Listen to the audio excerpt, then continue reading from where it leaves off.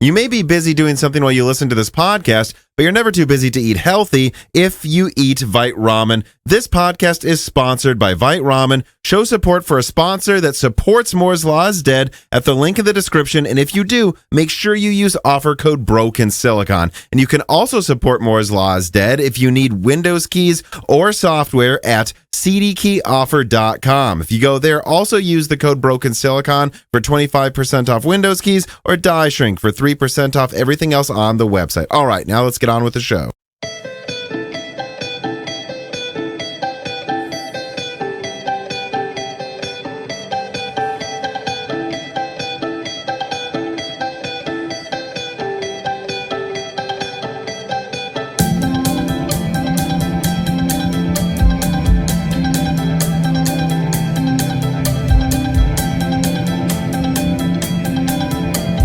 And welcome to Broken Silicon, a gaming hardware podcast. I am your host, Tom, and today I am joined by my co-host, Dan.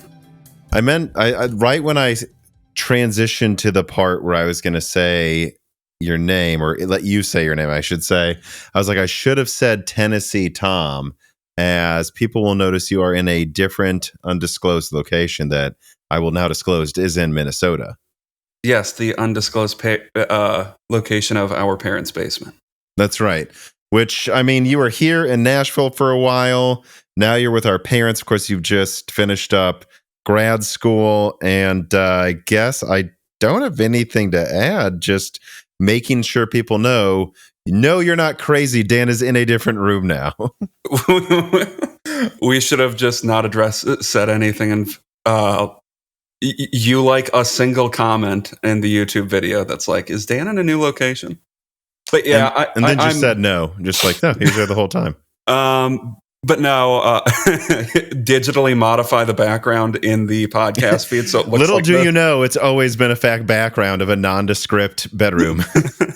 But yeah, I'm now hot on the job search after everything with that is done, and you know, there's a lot of biotech in this area of the country. I'm looking to, see friends and family a little bit because I honestly haven't been able to see them that much since when I moved to Massachusetts and was in school. So, just trying to see some more people, get used to a locality that there's a pretty good chance I'll end up living in. But, well, me and Emma, of course, my girlfriend, are still hoping you'll end up getting a job in Tennessee, which there is one that we hope you're taking seriously, among, I'm sure, 100 other ones that our mom probably emails you about every day. Yes, she sometimes just sees a job and is like, that's close to here, and doesn't really bother to check if I'm at all. Well, there was one that was in Tennessee that looked like it could be a good match, but you're leading into saying, I can't think of any specifics because it's so late when we're recording this time, but there's been some where I'm like, I don't think that's what he does, Mom. Well, there were a couple, like when I was initially searching for jobs after I finished my undergrad and before I started school, where she would send me things and I'd look at it and I was like, this is like a different field. It says I need like 6 years of experience. It's like, this is not the right job for me. But yeah, I am taking a serious look at the one in Tennessee because it's for an organization that our family likes a lot. So we'll see. And of course, then you'd be close to me. And I don't know. I mean, you have a lot of friends and family, if we're being honest, in Minnesota, around the Wisconsin, Illinois area, and also kind of in the upper Carolinas and Tennessee area. So either way, it's kind of a dealer's choice of which friends and family you'll be close to.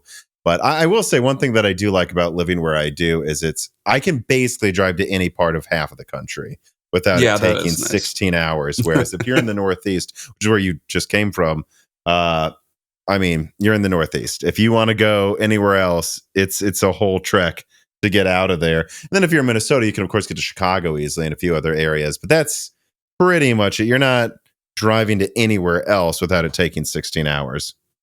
No, it's New England is a very isolated place. Well, I mean, in Minnesota isn't really isolated. I was just saying, but it's not like you can just go to Florida any direction or north, Yeah. you can move to Denver, where you can drive to Denver. You can drive to Denver or be in mountains in every direction for like 6 hours. Which Colorado is beautiful, but before I moved to Nashville, there were several up and coming cities I looked at, and one of the things that was said about Denver is it's beautiful, it's great. Just know housing prices there are extra high because there's Denver, and it's not like you're in Chicago and then driving to Indianapolis or St. Louis. It's just that's where you're going now. If you like mountains, it's a dealer's choice of which mountain you want to climb, but it is not a dealer's choice of which city you want to visit. But yeah, so here I'm also seeing family because I haven't seen them for a while. Went golfing with our dad today, Tom, and I actually didn't do terribly, which I was surprised by because I haven't golfed for like 2 years. That was a thing where when we were kids, some people in our family have golfed a lot. Our grandpa was actually like a semi-professional golfer or something. And I say or something because that tells you how little I pay attention to it. He was a very highly ranked amateur golfer, is the way you put it. And like our grandpa and our dad would be like, hey, you want to go golfing? And I just was like, no. Like from the age of 5, and it never changed. It'd be like, hey, Dan's coming. Do you want to go? And I just say, no, I do not want to play golf. But I was wondering, because I don't know the last time you played. It's good to know you're still at least adequate at it, it sounds like. Yeah, I almost got a 3 on a par 5. So, but I missed the putt. So, all right. Well, let us get into. I think we've had enough jumping around randomness here. Let me just skip right to the corrections. Florida Man writes in and he says, in Broken Silicon 227, EVGA did not get put out of business by Nvidia like you inferred to Hogue. So last Broken Silicon I had friend of the show, Hogue Law. He's been on a couple times before. This time we talked about a myriad of different things. It was mostly Xbox, Microsoft, Activision stuff, and then Nvidia raid and stuff. But we got to the subject of, because of a reader mail, like, is there anything that any AIB could do for legal recourse towards Nvidia with how it seems like they have a stranglehold over the market, claiming that it's becoming almost a monopolistic situation? Like, they have such a large amount of market share that they can basically dictate to all of their partners everything, to the point that like EVGA went out of business. It was interesting. I recommend everyone goes and listens to it. As Hogue said, maybe actually, probably not, because you could still make enough arguments that they have competition.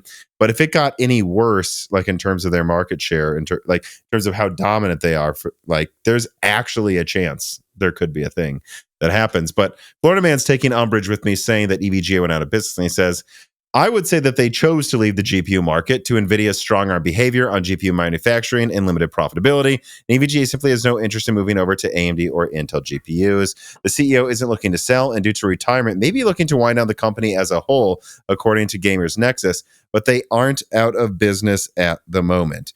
Well, Florida Man, you seem quite angry in how I framed the conversation, but I framed it that way with the assumption that EVGA is not on an upward trajectory for the foreseeable future.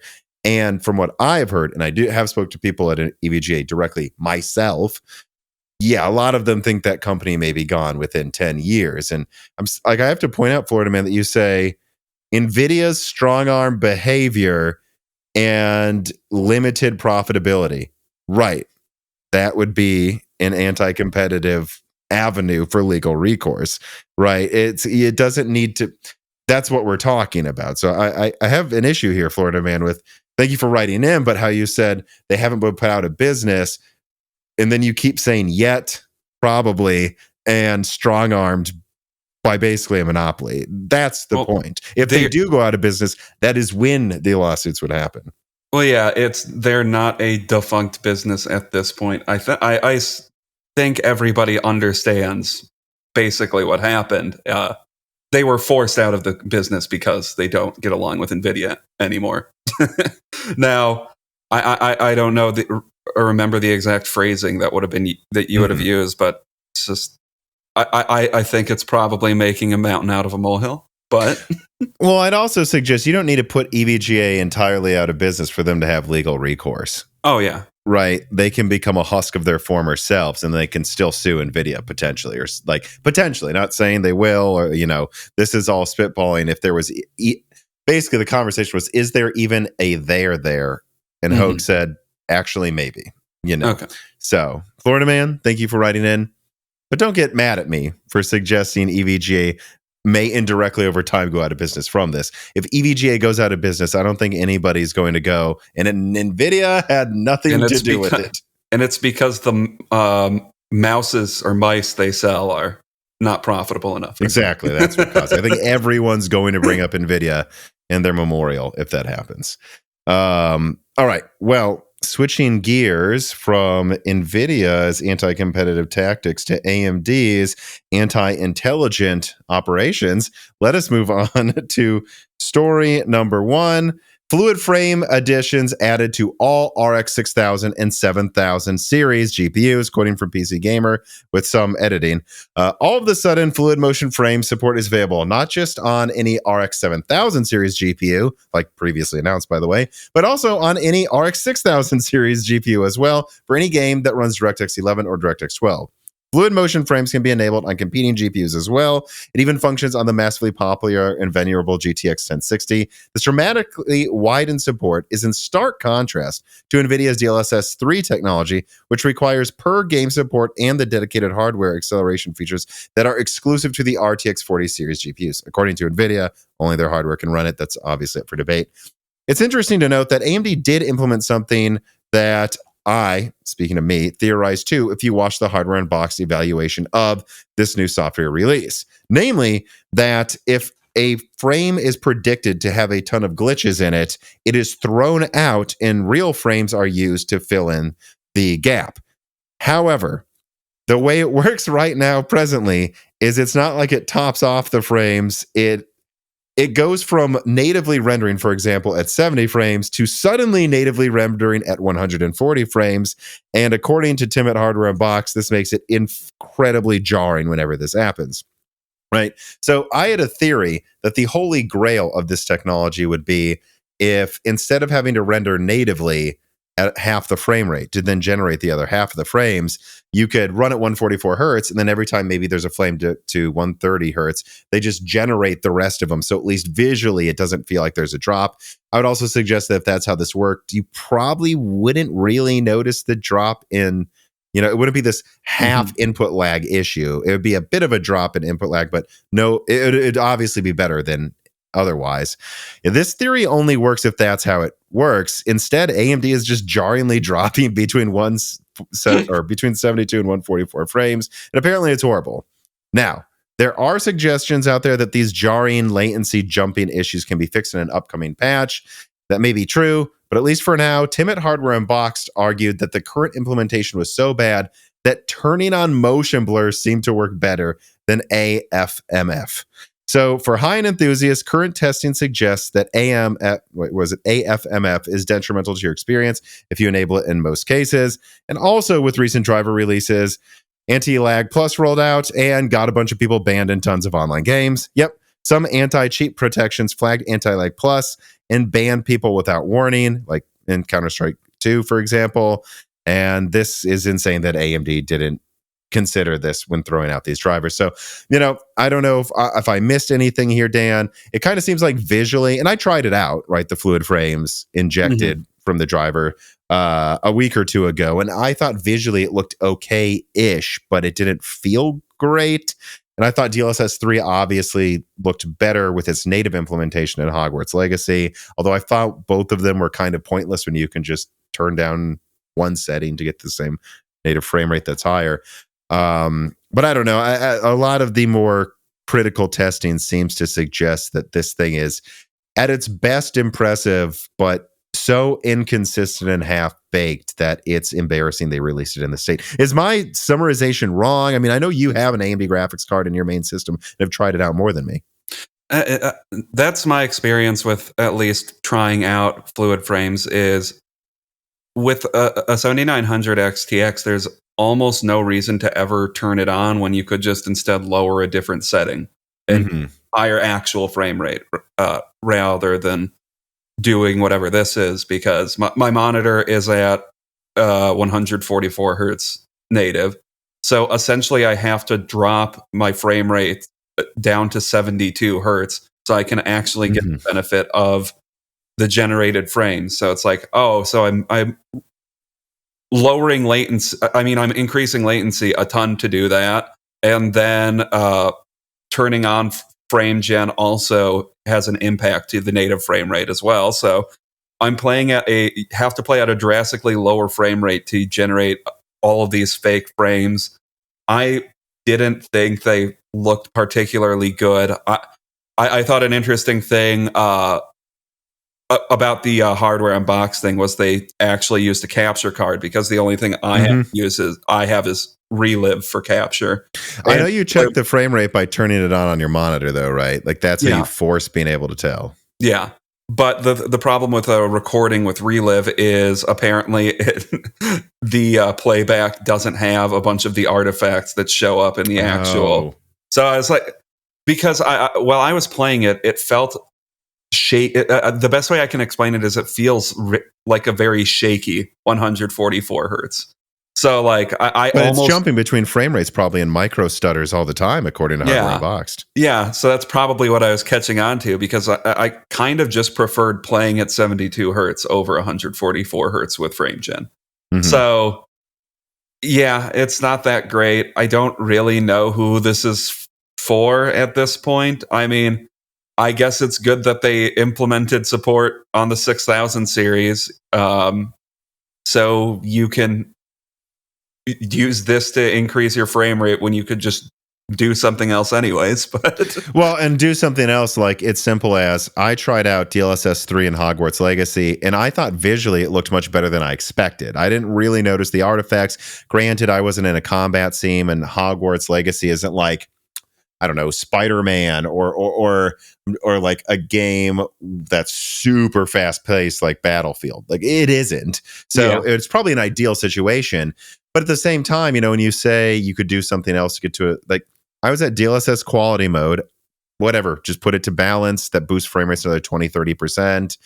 And now I just got a locked 120 or even performance mode, because DLSS performance mode without frame gen, maybe in static motion, looks a little worse than DLSS 3 with frame gen and higher quality DLSS, but it doesn't look that much worse, and the latency is significantly better, and there's no like crazy dolly picture artifacts ever. So I just don't know why you wouldn't do that. And I would even say the same for FSR, even though FSR isn't quite as good. I'd say, instead of FSR quality, you're already in 4K, do FSR balanced instead of this ridiculousness. And well, the only thing I have like actual support for with FSR 3 that I could use is the Forspoken demo. So that's what I tried it out with.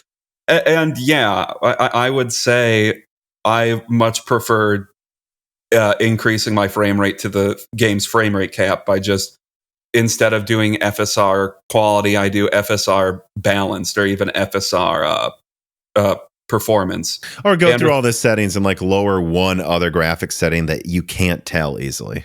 Yeah, because the problem is I would get like about 100 frames per second on that game without, to my recollection, without frame gen. So I only wanted it for an extra 20 frames, and that's, I guess, just not how frame gen works. So I would rather just, like you said, decrease one small visual setting so I have a consistent experience instead of having whatever shaky nonsense you get out of fluid frames or frame gen. Yeah, and this is such a weird situation because, I mean, it was so bizarre. Like they announced RTX or RX 7000 series support for this, and then it would probably come out in early 2024, and then just out of nowhere, they're like, no, it's going to support 6000 series, to which I'd say, okay, thumbs up. But then they went, and it's out right now. And then it has tons of issues. Actually, QH Freddy writes in, he says, why do you think AMD wasn't very forthcoming about the issues and bugs that FrameGen launched with? In communications with several reviewers, they alleged that VRR was working correctly, even though it demonstratively wasn't at multiple review houses, even with the same configurations that AMD used. Is Radeon just letting the community beta test their products like Nvidia did with Turin RT and DLSS 1? Or is this just another quirk of having rushed the launch to meet an impossible deadline they set? I think it has. It's probably some of the latter, but I think it has to be mostly the first one there, which is just. I think AMD looks at Nvidia and they go, no one remembered after 2 years that the original DLSS was a complete and utter joke. And eventually this has to get out the door so we have everyone trying it, and then we'll make it work good by the time. Because I think it's a calculation. You know what? Let's do everything we can to get it up to speed as quickly as possible so it's perfect when RDNA 4 comes out. No one's going to care if it's bad now, especially if we don't really market it. We're just kind of like releasing it in beta. And they aren't marketing it like in reviews. Like they're not like, hey, by the way, this is a major selling point on the box of our cards, to their credit. Mm-hmm. So I think that is what they're doing. Or what do you think about this bizarre out of nowhere launch? Well, the one thing I'd say is that like this is a lot worse than what Nvidia did with the initial launches of DLSS, because yeah, the first iterations of DLSS had some gnarly. I mean, they were worse than just doing resolution scaling. Yeah, in some games, I remember it would just like add it would just add random like Tesla. I mean, like aliasing to things. It didn't look very good. Sometimes trees in the background would just be a different shape. Yeah, I remember. I think it was Hitman. There was a ton of ghosting issues on it, but at the end of the day, it was just a feature that you could turn on or turn off, and it didn't really matter. And that's still what this is. But when you didn't have as many bugs, right? There weren't as many bugs. And when you release something like Anti-Lag Plus, there's an assumption that the things that have driver level support have some degree of officiality to them. Mm-hmm. And the fact that this is getting people's accounts banned is insane. Well, Compressed Earthblocks writes in and says, do you think that the anti-lag plus debacle with anti-cheat software banning people who use it is feeding into the perception of AMD software equaling bad? Yes. Yeah, I mean, I think they were starting to get out from under that, but now they should rightly receive this criticism, because you can't put out an official software feature that gets people banned. Like this is some like frickin' scam mod people buy to cheat in Call of Duty or something. I mean, honestly, I've thought about that. Like, I'm not like a professional gamer, and I don't play as many competitive games as I used to, even in my spare time for fun. But, I would think really twice about that, even not as a competitive game, let alone if I was one. Like, I don't know if some point AMD is going to get me banned and hurt my ability to make money. Yeah, I know. And it's, I mean, I definitely won't be using Anti-Lag Plus for I was going to ask you that. We play Battlefield sometimes. I mean, I don't remember. I don't think that's a game that's banning people, but nonetheless. I don't think it is, but still, I don't you're think probably it was. Scared to update the drivers, or you're going to like double check it's not enabled anytime you boot up a game now, right? Yeah, because I don't want to run the risk. And, once it's been out for several months and they say that there's not an issue anymore, maybe I'll try it again, but I don't really want to risk it. Yeah, I don't know that I have much else to say about this. I mean, I think it's obvious they launched all this stuff early just to get it out there to beta test. And on the one hand, I can see their mentality in terms of like, well, our sales are fine. Let's be honest, it's not going to be perfect for half a year. So let's just get it out to test it quicker. And then we'll be ready for RDNA 4. I think there's no doubt that's a component of this. But the way they've handled it is just so unprofessional. And the anti-lag plus stuff is shocking incompetence. That I don't know what else to say. It's shocking incompetence. Yeah, I mean, I don't know. I don't know. I want to say something nicer about it, but I can't. No, this is disastrous. I really don't know what AMD was thinking. No. Like, this is definitely the worst unveiling they've had for a while, and I'm comparing it to the RDNA 3 unveil. This is a lot worse than that was. Yeah. Well, moving from some bad drivers to other bad drivers, my girlfriend likes dressing up our pets. And heck, I do too sometimes. Probably a lot more than they like it themselves. But you know what's scarier than being dressed up by a giant human like a strawberry or a tomato? Well, that's overpaying for Microsoft software. And that is why you should go to cdkeyoffer.com during their Halloween sales event. Whether it's Microsoft operating systems, Office products, or many of the latest games, cdkeyoffer.com provides PC gamers with a product that I honestly think this community needs, and that's just avoiding monopolistic prices on software, especially Windows and Office products. And you know, the Moore's Law is Dead team has been working with this company for a very long time and still does for a reason. They've been good to us, they've been good to the community. Heck, recently I got my girlfriend a new compact gaming PC as an early Christmas present, and when it came time to set up the Office software, I realized she was paying a lot of money per year for Microsoft 365, and she was blown away to realize that that was a predatory service, and you can get Microsoft Professional 2021 Office for like $50, and then you're done. And you know what? You can get that around $50 cost if you just use the offer code Broken Silicon for 25% off, and you can use the code DieShrink as well to get 3% off every other piece of software on the website, whether it's Steam, EA, or Ubisoft keys. Using either of these codes, Broken Silicon or DieShrink helps support Moore's Law is Dead a ton, and it saves you money. So support this channel by supporting cdkeyoffer.com during their Halloween sales event today. QH Freddy writes in and says, what is Arc like nowadays in terms of driver stability and general functioning of the software? Are there still any of those stupid issues like the transparent parts of the overlay being clickable or straight up broken? And that brings us to story number 2. Intel A580 released to mixed reviews, but hey, it seems to work now. Last week, Intel surprisingly actually launched a product they announced over a year ago, the A580. This card is a 384 execution unit, 256-bit, 8GB cut-down variant of the same die the A770 uses. And look, it is totally worth mentioning that Intel has actually seemingly boosted drivers this time with their latest releases, unlike before, where basically their price performance increase was only because they dropped prices. I don't need to get into that time Intel lied to everybody, but this time it actually seemed real. And to this day, this new $180 card still just trades blows with the RTX 3050 and RX 6600, while generally costing about the same. In this writer's opinion, this is progress, but it does feel like it's too little too late. However, it must be noted that yours truly did test the A770 again, and surprisingly, it almost entirely worked. However, I have to say that while it did work, I didn't have any crashes in every game booted up with a level of performance that allowed me to play the game in at least 1440p. I cannot say it works well enough to really be worth more than $250 for this 16GB card, nor more than $150 for the A580.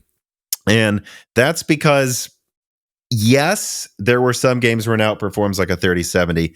And yes, on average, I'd say it's about 10% better than launch, assuming we're only talking about the games that worked at launch.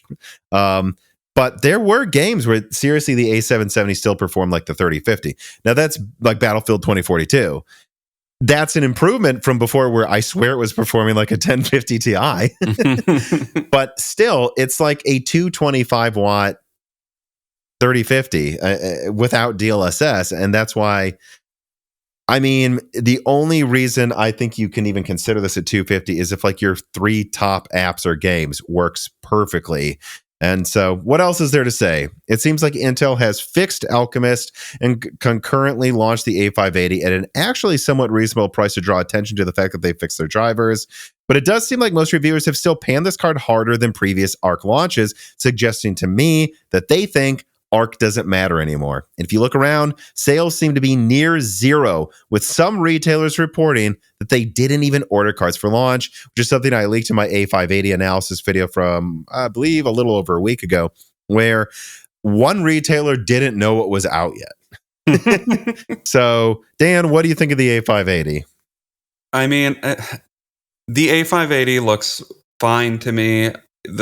There is the problem if the performance is still that variable with the A770. It's probably that variable with the A580. I mean, on paper, looking at a review, it looks like it's probably fairly priced against the 6600. It gets about the same performance, a little better, slightly worse energy consumption. 1080p, better in 1440p. Or yeah, it ties the 6600. Let's just say that's what it does. Yeah, so maybe if it's $20 or $30 less than a 6600, I could see the argument for going for that instead. But they are still bargain bin value cards that I do think that AMD and Nvidia both rightfully have their tax over the price performance of ARC in general, and now it's finally where it's at. I mean, it's where it should have been when the cards actually launched. Like, it doesn't. What they were showing earlier on feels like what feels like what these drivers should have been. Should have been there a year ago based on how they were marketing Alchemist earlier on. But now I think it's finally at almost launch ready. So a year late and they're ready for launch, which that's nothing to write home about. But I mean, I'm not going to say it's bad that Alchemist works now. It's just probably too little too late. Yeah, it's funny. I think I had a mostly positive slant to my A580 analysis video, but I guess you could make an argument that the only reason it ended up sounding like I was more positive than usual is probably because my expectations have been so low at this point that even this, something that, if we're being honest, is the performance we should have seen a year ago, I considered that good news. Like, maybe if I was in a vacuum, I would have looked at this and given it horrible reviews, and a lot of reviewers did. Yeah, I mean, well, I guess I've never used one of these things, so I can only speak to like what you see on paper from a review. And to me, the A580 doesn't look incredibly stupid next to a 6600. Obviously, though, that's coming from someone who hasn't used an A580 or Alchemist ever. Yeah, and I think that was that's something where it's like, I just wish this point could get more traction, but I don't think it will because nobody cares. And, whatever is reality, it doesn't really matter if the zeitgeist decides to believe something else. But I'm really annoyed by how at launch people acted like the product was in beta, and if you buy it, it'll improve over time. This A770 still fucking performs like a 3050 sometimes. That is in beta. When it first came out, I don't even think it was in alpha. I mean, it was corrupting Windows installs. Like, this thing was garbage. It was not in beta. Now it's in beta, and now everyone's just saying it's terrible. No, I just wish more reviewers at launch would have said this isn't even in beta and reserved the ability to say it's in beta now. But instead, they're just saying kind of it flipped, which is odd to me. Like, they've realized it was terrible, and now they're saying it is, even though it's actually improved. Yeah, I mean, like we were criticizing AMD for the state of the drivers they released for fluid frames, and I would say, like, yeah, if your drivers are making other things in the system break, that's the point where you're not a beta tester anymore. This should have been caught in labs, and it wasn't. Yeah, I mean, the early information, I guess it depends what you mean by early, because I think I was like the exclusive person covering Alchemist for years before it came out. But like, I should say, like, right before it actually came out, a lot of the suggestions I got from my sources was Intel's probably going to do a very limited run of A770s and A750s, and then they're going to dump a bunch of them like artificially disabled into A580 so they can sell them to OEMs for like $100 and just get rid of them. But that never really happened because they, like Dell, for example, I know specifically, couldn't validate them to the reliability standards to go into Dell PC. And so they refused to buy them because they said, Intel, you're not meeting our test. Like, we can't buy them from you. We can't take them for free because we have standards in the company that say we can't buy anything unless it meets this, and we'd have to change a corporate protocol for that. We're not going to.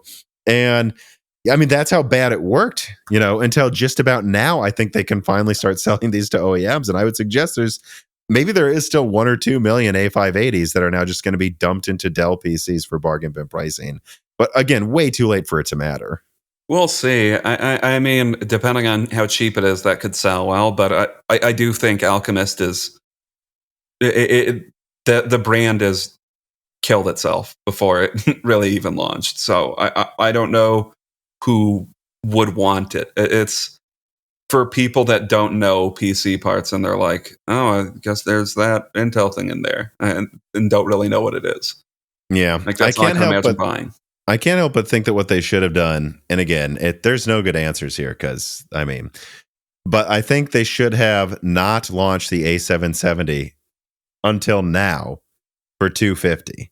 Like what they should have done is they should have just launched them in laptops if they could get any OEM to take them, and they should have maybe had the A380 out there as kind of proof they have desktop cards, and then they should have saved the A770 for 250, the A750 for 150, and I know they're probably losing $50 on each card, but wait until they work, which would have been now, drop them for those prices in very limited numbers, and then just call it a day, and then only really done laptop releases until they're sure they have something impressive. Because what they've done, I believe, based on what I'm seeing in like the low viewer counts on like Gamers Nexus and Hardware Unboxed, and the fact that already the A580, by the way, is dropping in price on Newegg with like effectively, as far as I can tell, no sales, is it doesn't matter if Battlemage is good. Now it would be a bad business decision to launch it because no one wants an ARC sticker on their card. And it didn't have to end up like this. And when I did that, ARC effectively canceled Leak. It's like, this is exactly how I thought it was going to look. It's actually worse. I thought the A580 would have come out sooner, but like, it's worse. I mean, and they've killed their brand. So you got, like, when people argue with me, they have to understand Intel's out of money. And now, even if Battlemage is good, it won't sell. Yeah. Which I have no expectation that it will be good. I guess they wouldn't be restarting from square one. So presumably it would have to be better than this, but you never know. Mm-hmm. QH Freddy writes in, and he says, why would Intel's decision to move forward with Battlemage dedicated graphics lineup hinge on the iGPU of Meteor Lake doing well? And he's referencing a part of my video and actually part of another video where I talk about this. QH Freddy, it's not that I think like everyone else is watching Meteor Lake to see if Battlemage will do well. I just am for my own recommendations because I guess I haven't tested like Tiger Lake graphics again yet, but as far as I could tell, technically Alchemist is supposed to be like a 0.5 iteration on the same graphics that are in Raptor and Tiger Lake. So they use the same driver stack, and they weren't always the same, but the driver issues were very similar in my testing between those integrated 96 execution unit graphics and this. Like, the same games didn't work. So that tells you it's almost the same architecture. And the problem I had with that is people said Alchemist will get better. Just wait. I was like, it's been fucking 3 years and Tiger Lake still doesn't work. Why do you believe this one? And so from that perspective, Meteor Lake uses Alchemist Plus, and it is different. I leaked the layout. It does look notably better. Like, I almost think you could have called it its own architecture, because I think it might do like a doubling of stream processors per execution unit like Ampere did. So I don't know why they're calling it Alchemist Plus. It seems entirely different. Hopefully I didn't just make my sound stuff stupid. People correct me in the comments there, but I believe that's what I saw on leaked, and they're confirmed from now. But they're just going to call it ZLP, Alchemist. I don't even know if they'll officially call it Alchemist Plus, but I think it's different enough of an iteration. Like, it seems like almost more different. Like, Alchemist to Alchemist Plus seems more different than Tiger Lake to Alchemist. Mm-hmm. And so what that tells me is, okay, well, here, it's not a dedicated card, but close enough to a new architecture. I want to see Meteor Lake run every game well at launch and have no driver issues. If it does, then I'll go, okay, maybe I'll give Battlemage a fair chance here and tell people to consider buying it when it comes out. But if Meteor Lake can't run Starfield above 5 frames a second, can't boot a few games, then no, I'm not going to tell anyone to buy Battlemage. You need to have a generation where it works at launch, or I'm not going to tell anyone to buy the next gen. And it's because this isn't in a vacuum. We don't have guns up to our heads forcing us to buy Intel. All right. We have other options. For me to even consider another option, when at this point, Nvidia is just hammering out stuff at a steady clip, and at least usually AMD is doing well, I don't know why you would take a gamble on something else. I mean, really think about that too. Like, these 6600 cost like what, on average $20 more or something than the A580. $20? You won't pay $20 to not have headaches? I mean, come on. Yeah. Carbon Cry writes in, He says, in your recent Intel leaks, I was surprised by adamantine being barely mentioned. Is adamantine still planned for Meteor Lake? What about Arrow Lake and onwards? Well, it's supposed to be a key feature of Battle Mage. And at first, Meteor Lake was supposed to get the Battle Mage tile, but it's not ready. And anyone, by the way, who doubts this, I'll actually see if I can have Gerard put this on screen. Meteor Lake now has 128 execution units. A couple of years ago, they had a fucking slide where it said 192. So, like, this isn't me getting something wrong. Like, they literally announced different specs for Meteor Lake graphics than what they're going to end up launching. And I think that's because Meteor Lake was going to get Battle Mage, Arrow Lake was going to get Celestial, and now everything's a gen behind because of how bad AXG is doing. So, if adamantine was a key feature of Battle Mage, for all I know, that's why it was supposed to be in Meteor Lake. I still think I remember hearing that Alchemist Plus was going to support it as well. And I believe it does. I'm actually, I am still told it does. I'm remembering now. But so far, I'm not hearing of any specific models that support it. So I guess we'll see. To my memory, the last time I asked about it, Carbon Cry, was someone telling me there's still a chance of some limited edition Meteor Lake launch with adamantine next year, but don't expect a lot of it because, all of this stuff may not be high performance enough to warrant the cost of adding all of those things. So I don't know. Adamantine's still out there. Battle Mage is supposed to use it. I believe Arrow Lake is supposed to use it as well, but I don't know. It doesn't seem like it's going to be in the initial Meteor Lake launch. And I think a third party would suggest that doesn't look like a good thing. All right. Or that does not bode well for if adamantine's as good as it was sold to me as it should be by people at Intel. All right. Now, let us finally move on to a new story. I didn't realize we would talk that much about the A580. With story number 3, Nvidia's raising prices on the RTX 4090 before launching the Super Series. All right, I have a write-up here. Over the weekend, you may have noticed that Tim at Hardware Unboxed noted that the RTX 4090 seems to be going up in price, that indeed it is related to the new AI export controls put in place for the RTX 4090, among other AI cards, to be barred from being sold in China and a few other countries. Like I believe I saw Vietnam, for obvious reasons, because that's how you smuggle stuff into China half the time. Vietnam, UAE, and Saudi Arabia. Yeah. Well, over the weekend, yours truly was sent a miasma of information from our sources confirming the following. Dan's impressed by that word there. Yes, partner pricing is being raised for the RTX 4090, but it is also going hand in hand with even more throttled supply. You should expect the 4090 to go up in price by at least $100 across the board within about a month, and possibly even higher throughout the holiday season. This is stemming from the fact that Nvidia does not want to shift supply out of Asia, they'll let smugglers bring the 4090 right into China, right? Because there is some suggestion, well, if you can't sell this into China, shouldn't you be shipping these to the US? The answer is no. They don't want to pay for that shipping. They're just going to sell them to countries all around China and wink if they decide to somehow find their way into China, is what I'm hearing. But also they see this as a chance to up prices in the US as well. They see this as an excuse to up prices and hoping nobody notices. It doesn't really make sense that the export controls would do this in the US.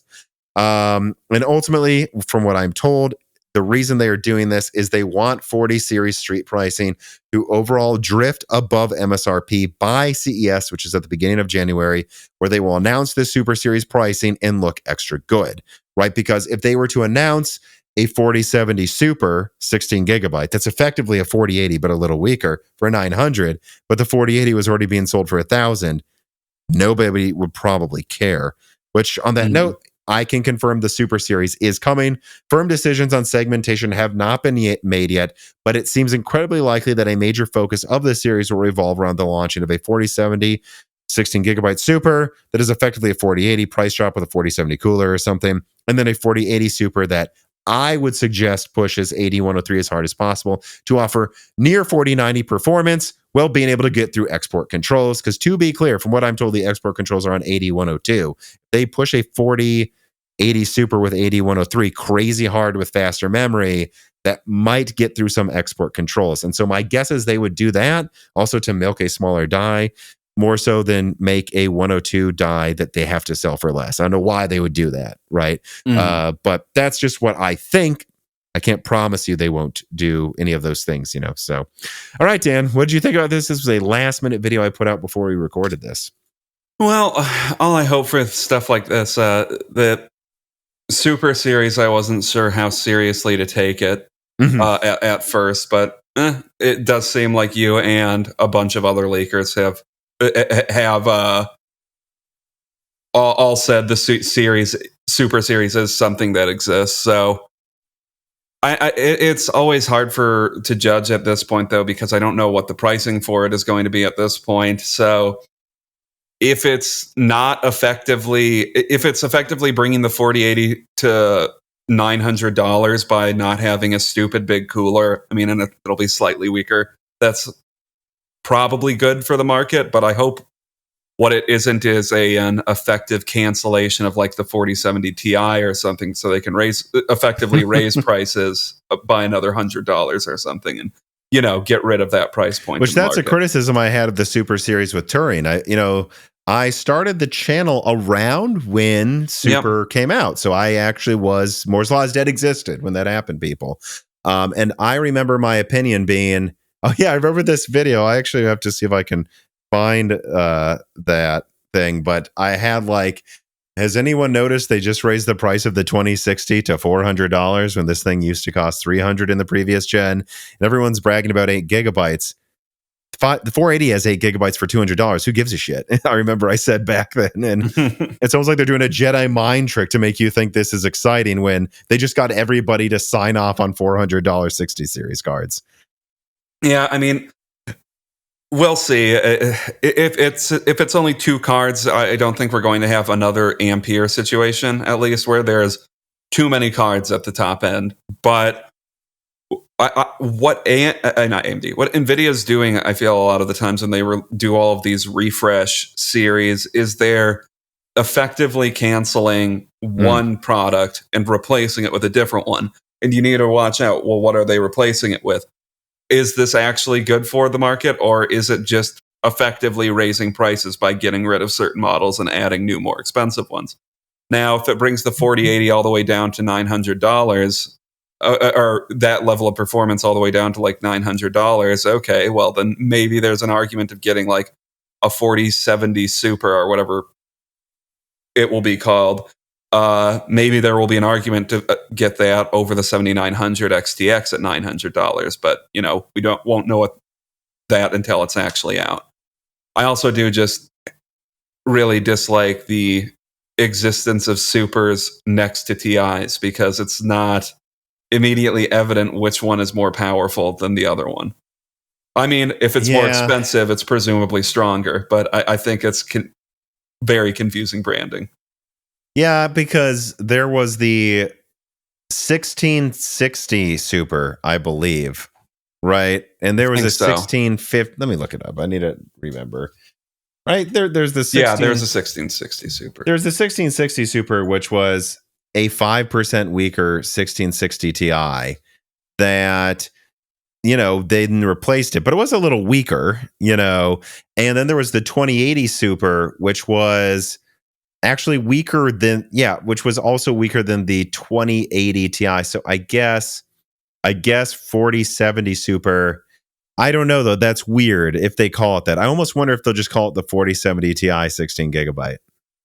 Oh, now that I think about it, I guess that's that would make more sense though, wouldn't it? Yeah, the Super Series was. Who knows what they will call it? Everybody seems to be saying Super. I don't know if that's just.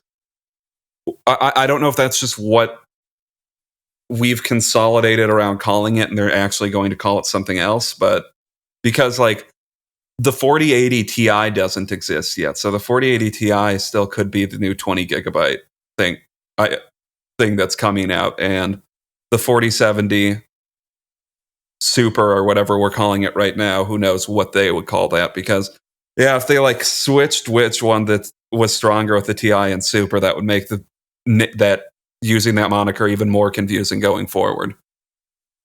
Yeah, I guess I have my opinion on what I think they're going to do, and it's actually a little different from the video I just put out already. But you've talked about we have to see what it is. How do we know this isn't just raising prices? What is a realistic lineup change that you think could happen that would be good? What does good look like?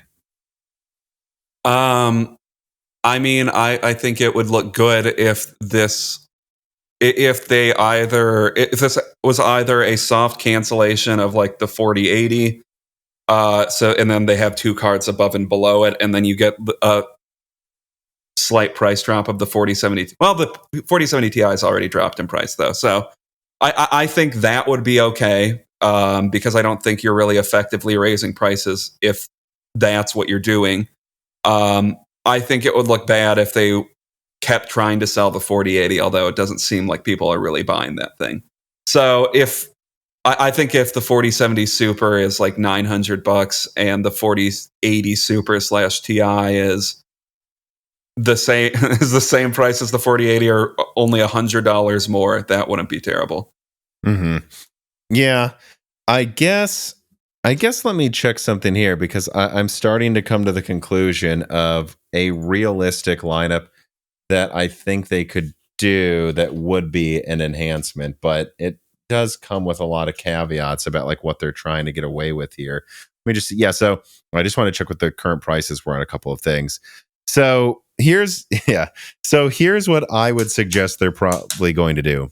All right, so they keep the 4090 where it is, selling at like 1800, and then they drop a 4080 Super that, again, remember, they're not even using the fastest memory right now. There's GDR6X that's 24 gigabit per second.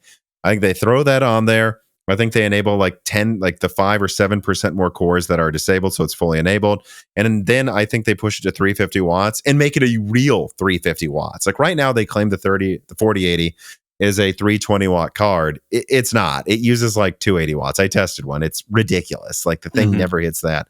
So I think if they really push that, so stock clocks are always at like 2.8 gigahertz with a full die, for sure they can push performance with that new memory to 15% higher. That gets you probably within 15% of the performance of a 4090, 1200. But those would be really good yields. So now they have to disable more. That's fine. They probably disable something like 5% lower than the 4080. Maybe they even give it faster memory too, so the performance is like 1% lower. They call that the 4070 Ti, 16 gigabyte for 900. Discontinue the 4070 Ti. Then they make a 4070 Super that is effectively a 4070 Ti for 700. And then I think they drop a 4060 Super that is effectively a 4060 Ti, 8 gigabyte, and they leave that at 350. And then they allow the 4060 Ti 16 gigabyte to hit 400. That's kind of what I'm guessing they're going to do here. And I think that would help their sales a lot. To be honest, though, I don't think AMD would have to respond that much to that. Just cement their street pricing as official pricing. They can call it a day. They'll still sell fine. No, I don't think AMD needs to release any new models. I kind of feel like that's just Nvidia doing the work to bring their price performance more in line with what AMD has.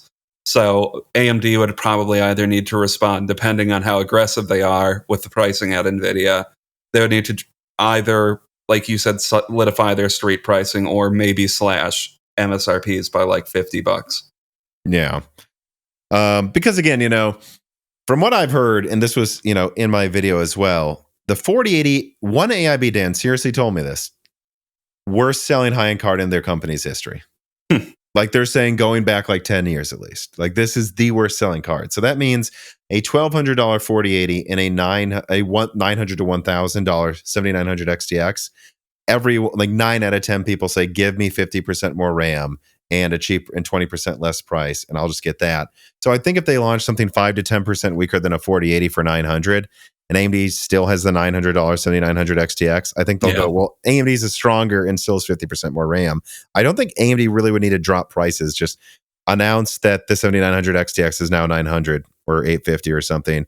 Announce the 7900 XT is officially 750 and call it a day. I actually think they could still keep selling things fine. Then I still hear the 7800 XT. A lot of people can't keep it in stock. We'll see. I mean, I'm just saying, depending on how aggressive they are with pricing at Nvidia, because I guess we'll see how aggressive they are. This clearly isn't that successful of a generation for them, so it wouldn't surprise me if they wanted to get more aggressive. Beefish36 writes, and he says, "Hey Tom and Dan, a question for you around Nvidia.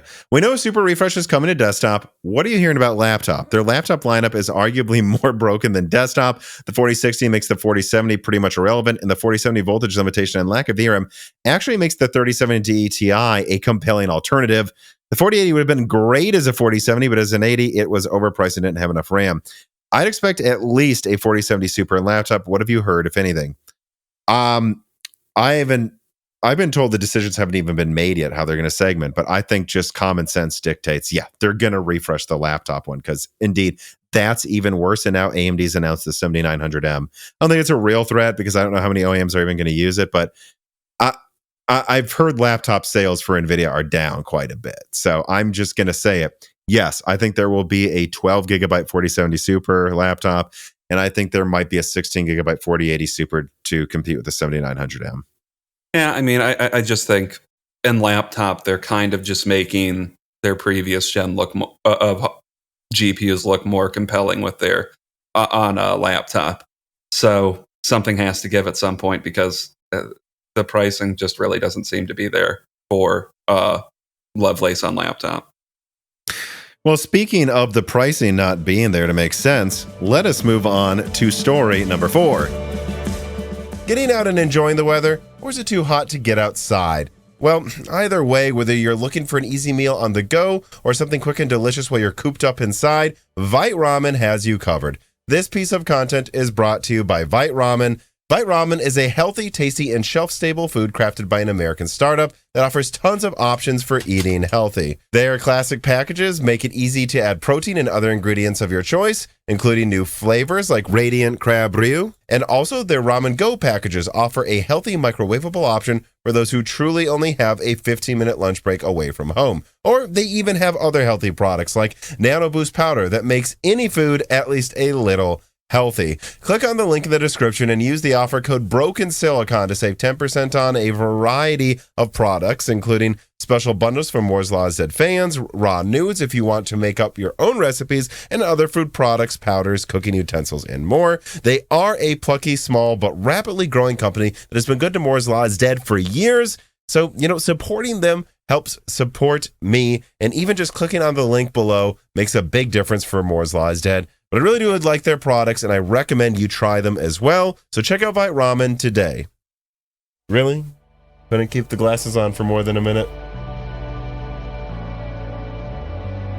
Intel i9-14900K, 14700K, and 14600K released 2 rock-bottom reviews, quoting from both AnandTech and Hardware Unboxed together. Intel's 14th Gen Core and Intel's 13th Gen Core are virtually identical in relation to P and E core architectures and all the silicon underneath that IHS. Aside from the bump in E core count for the Core i7 series, that is the i7-14700K or KF chips, which brings 4 more E cores than the predecessor i7s, we're looking at the same core counts as the previous gen across the gambit, just running at higher clocks. Raptor Lake Refresh is pretty much just that then. It certainly doesn't deserve to be called a 14th generation other than the 14700K. It's just a simple rebranding with some software optimization for games, and for the most part, this feels like a complete waste of time. Hardware Unboxed stated that they would rather Intel waited until they actually had a 14th generation to release rather than just rehash what was already available. And this channel, me, Dan, I think we generally agree with these statements from our peers on this, and it's worth noting that the 7800X3D, I actually screenshotted it when it happened, outsold Intel on the day one release for Raptor Lake Refresh, which is an insanely bad omen for 14th gen sales, because no matter how bad a generation is at first, almost always a new release at least gets to the number one spot from one of these companies, and the fact that it hasn't compared to AMD is shocking. Now, to those that say that Intel should have just dropped prices on 13th gen, I have to say this. They cannot afford to, and I outlined this in a video. Go look at Intel's earnings. This release is the only way Intel could find a way to afford a increase in price performance on desktop for the next year. Speaking of next year, they're also doing this because they felt like they had to release something for OEMs to sell for another year. They have nothing for over a year until Arrow Lake comes out. That is right. AMD is launching Zen 5 in under half a year from now, and Arrow Lake, from what I'm told, is not launching until possibly the very end of 2024, like I'm talking November or December. What you are seeing Raptor Lake Refresh 14th Gen, as bad as it is all Intel will have to compete with Zen 5. All right, Dan, what did you think about this release? Well, if Zen 5 were still a year away, I think this would be kind of a nothing burger story. It's just like, all right, they rebranded their Raptor Lake and now it's called 14 to make OEMs happy. Like, that's all it really feels like to me. Because, like, looking up the reviews, it's pretty stark how exactly the same all of these parts are to their predecessor. Like, they're all a little bit better. So I guess if you were thinking of getting a 13700K and you were in the position where it made sense to get a 13700K, get a 14700K now. Other than that, I don't know what my recommendation would even be. Like, if you're getting the i5, almost just getting the 13600K still makes sense, depending on pricing. If you saw me jump, like, just out of nowhere, a loud noise was made on YouTube that scared me. Sorry, go on. And based on the energy usage problems that Raptor Lake has, and given that they can be worse with Raptor Lake Refresh, I don't know. I might still say you should get a 13900K instead of a 14900K, or just get a 7950X/X3D and not deal with either of them. Yeah, I mean, I think then let's just skip right to if you can recommend any of them. It says like you find it hard to recommend them. My opinion is it's very hard for me to come up with any recommendation for the 14900K. I can't. I don't see the point. I don't. If you're a creator, it's $600 or more. Get the 7950X for like $550. Save 10% to use half the energy for 95% the performance. And then outside of that, I think the i7, I liked the 13700K. I have one actually right over here. And I think this kind of treads water, but only for creators this time around. It's good enough at gaming. It's close enough to the 7800X 3D, in my opinion, that you're not going to notice the difference. It wins some games. It's almost always within 10% of the performance. And in multi-threading, it can be like 50% higher sometimes. So, I mean, it makes sense maybe to get the i7 if you're mostly using it as a creator, but only if you're mostly, even if it's 50-50 gaming, I get the 7800X 3D. Even while doing creator tasks, you'll be using half the energy. So I just don't get the point. Yeah. And the i5 is the same thing. It's just worse because it's actually like a full 20% behind the 7800X 3D in gaming while using double the energy, at least, maybe triple. And in multi-threading, it's only like 20% better. So if you're 90% using it for its multi-threading performance for some reason, and you're a creator, I still see an argument for the i5 here. But yeah, that's it. It does not make sense for gaming. The 7600 comes with a cooler and is $100 less. And the 7800X 3D is about the same price now. It's like $350 at Micro Center. So there's no point to get the i5 if even half of your use is gaming. Yeah. And that's why I settle on, I think the 14700K or the i7 is, there's an argument for getting that over the 13700K if it's for that very, very niche use case, which I would recommend that you get it for that. And then the i5, the problem is it's just the same thing again, basically. So it's like, I don't know, why would I recommend this over the 13700K, or in 95%, probably more percent of situations, why wouldn't I just recommend the 7700X, the 7800X 3D if you're trying to save money? There's just no use case for it. Yeah, that is what I think. And the only last thing I have to say about this is I think there was a misnomer about DLVR. People were acting like, well, it doesn't seem to be there. No, it is. If you look at reviews, the i5 14600K uses less energy than its predecessor while performing better. That is not just through binning. It has a better voltage regulator that was not enabled in the previous gen. And because of that, it is more performance for less power. The i7 is almost there, but the problem is the i5 isn't thermally constrained. The i7 almost isn't, and that's why you can see it. It seems they're already so thermally tapped out that you don't even see the benefits really of DLVR in reviews. You just have a product that's 5% better and uses 10% more energy. Also because motherboard manufacturers are going insane, but Intel's clearly not telling them not to with their voltage limitations. So it's just crazy.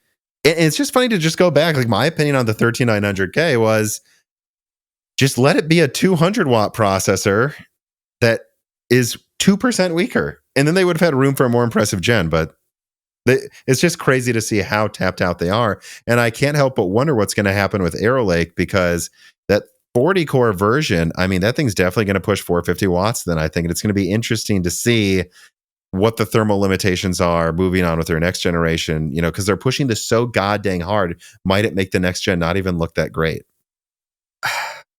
You know, Arrow, all I can say is Arrow Lake has to be good, or this is just bad. Like, they looked resurgent with Alder Lake, but it's, who knows if that really was just a dead cat bounce. Well, I think the best analogy you made recently was, we thought Alder Lake, like, Intel felt like a sinking ship when it went from Comet Lake to Rocket Lake during the Zen 3 era. It was like, they just seemed to be done for. And then Alder Lake came out and everyone's like, well, now the ship's not sinking anymore. And you said, well, did the ship stop sinking, or is Alder Lake just such a big bucket for bailing water that it felt like it wasn't sinking? You know, right? Because you're only going to stop the ship from sinking if you eventually patch the holes. But, well, Carbon Cry writes in, and he says, Intel 14th gen. Oh boy, in hindsight, it is clear the 10 nanometer area should have been expected to be just a repeat of the 14 nanometer era. Same conditions pushed through the same company results in the same old shit. Seriously, think about it. You can compare Broadwell to Ice Lake, Sky Lake to Tiger Lake, KB Lake to Alder Lake, Comet Lake to Raptor Lake, and Rocket Lake to Raptor Lake Refresh. Yes, the architecture comparisons aren't perfect, but the sentiment in the market seems to be kind of similar. Yeah. I mean, it really sounded... Intel was making it appear to me that they had caught on that Zen was, that they were really falling behind when competing with Zen. And now it looks like what he said, it's just the same design philosophy attached to a new architecture, where they are trying to get everything out of this that they can by iterating and never really upgrading their technology over the course of like 4 years. And it's just, okay, well, you guys need to make this better at some point. But that's the crazy thing, is from what I've heard, and I've reeked, and I've leaked something that reeked recently, is that it seems like what a lot of the desktop iterations have been canceled of, like Panther Lake and stuff, or delayed.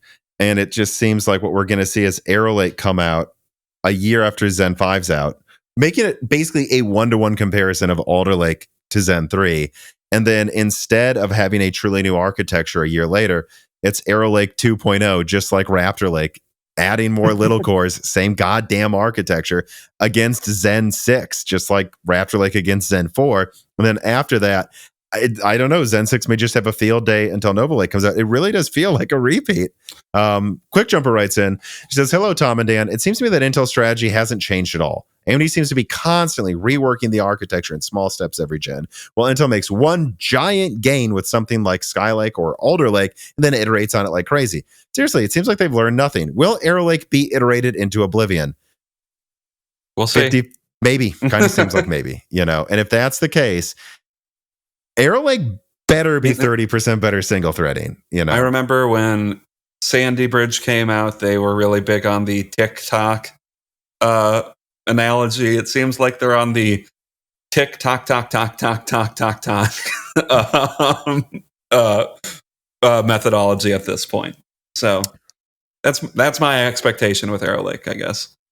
QH Freddy writes in with an interesting question. He says, how do you assess the possibility of an LGA Meteor Lake product at this time? When do you think it would launch? If it does, would it have made sense to launch alongside Raptor Lake R to improve sentiment?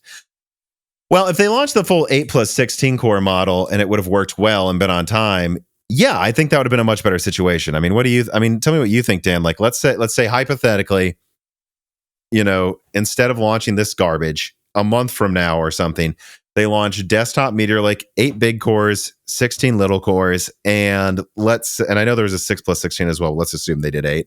And let's say it was, like 5.5 gigahertz. So with IPC and everything, let's say it's like roughly the same performance as now.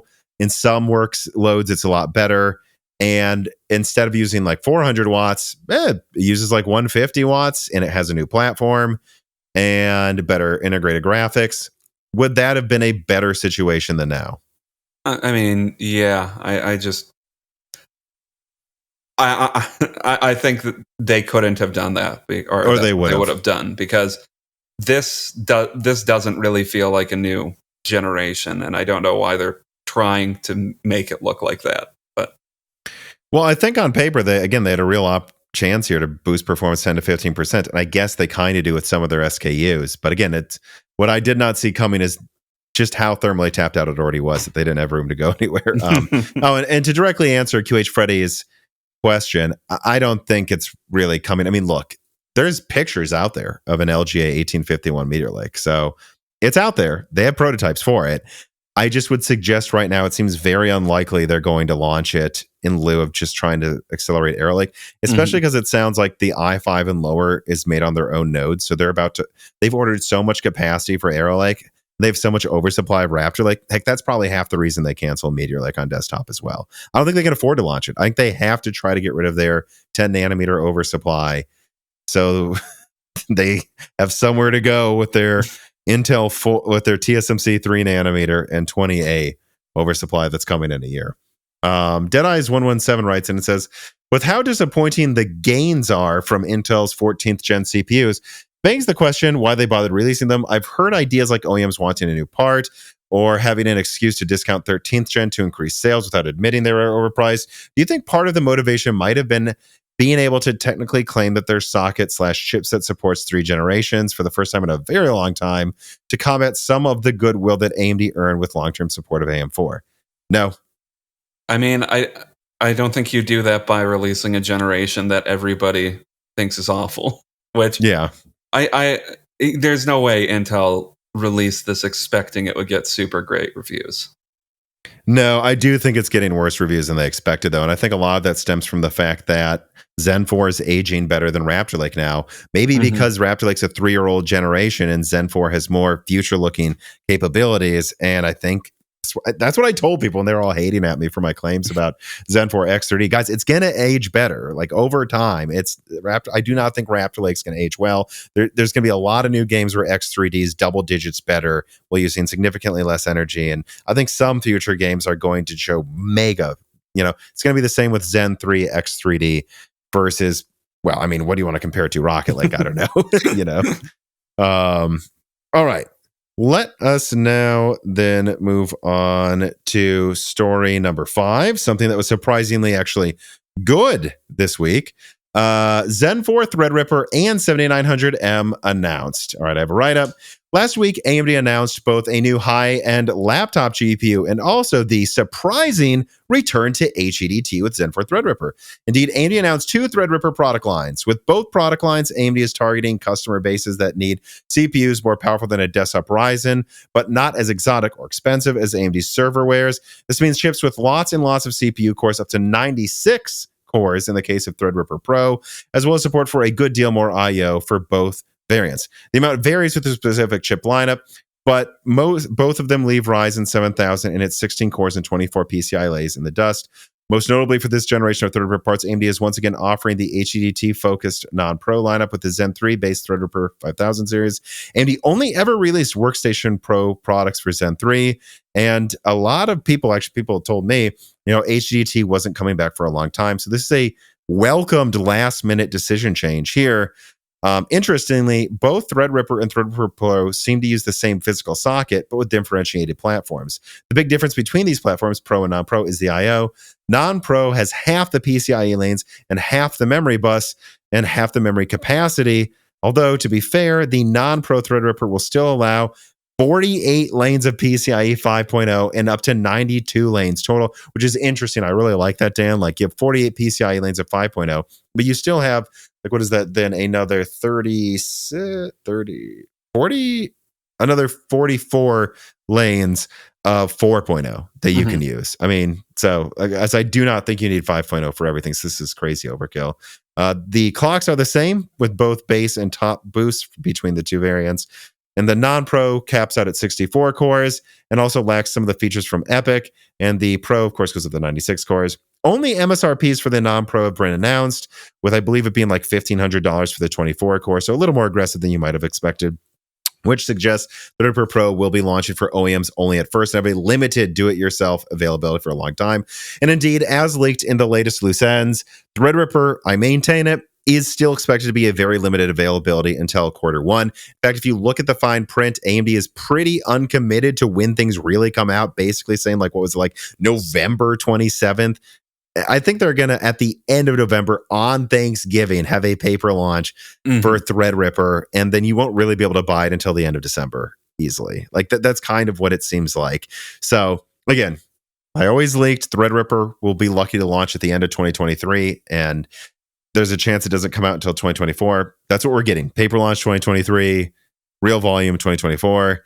But yeah, so at a minimum, though, this clearly did pull the wind out of the sails for Sapphire Rapids refresh workstation and for the Raptor Lake refresh launch. I think that was a big part of this. And I got to say, like, according to the people I talked to, seriously, like as of like a month ago, no one was being told about this.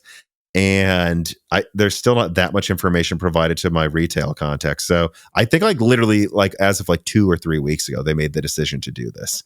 So, and then what else was there? Oh, and I didn't even really get to it. So yeah, and then there was the 7900M, which is 72 compute units, 256-bit bus, 16 gigabytes of RAM. It looks like it'll be notably stronger than the 4070 and probably even 4080 laptop, but not be as efficient. And it's coming to Alienware only at first. So sorry, Dan.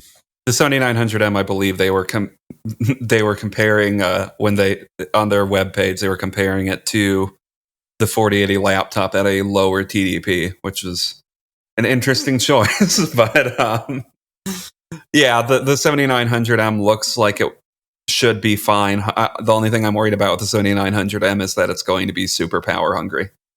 Yeah, I mean, look, it looks like it's going to consume the same. It's going to be more comparable to the power profiles of the 4080, or I'm sorry, the 4090M. Like that's what it's going to be comparable to. Well, probably performing distinctly in between the 4080 and 4090 laptop cards. Like it'll perform in between them. It'll have the RAM of the 4090 laptop edition, but it's you know, at 200 watts, the 4090 is going to win by a decent amount, and at 150 watts, you know, it's going to start being more comparable to the 4080 laptop edition, but it has more RAM. I do think at 200 watts, it will beat the 4080 laptop decently, though. It kind of sounds like to me. Yeah, that's just such a weird product because in some ways that makes it a lot better than a 4080 laptop. In some ways it makes it a lot worse. So I don't know how you actually compare that to the 4080 laptop, like in a head-to-head, like what you're deciding to get when you buy a laptop. Because you can talk about how power usage isn't as important on desktop, which it's probably not, but laptop, it's very, very much a factor in which one you buy, because that can be the difference between this thing being usable, walking around day to day, or if it's truly is just, I need a desktop that I can move around more easily.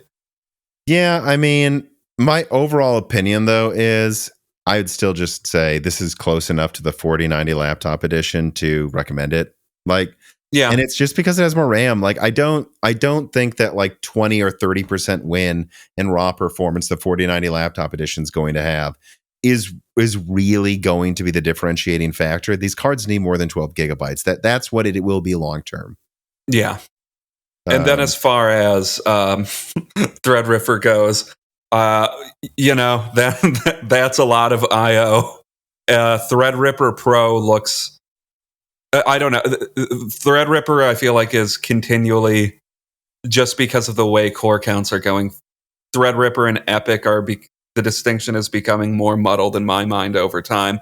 I mean, obviously, Threadripper you get if you need higher clock speeds. Threadripper Pro you get if you need higher clock speeds than Epic. And Epic you get if you need presumably it to run more more consistently 24/7, and or those other special features. Yeah, or if you need the special features that Epic has, and if it has a 12-channel instead of 8-channel memory. Right. But I don't know. It looks very expensive to me. Yeah.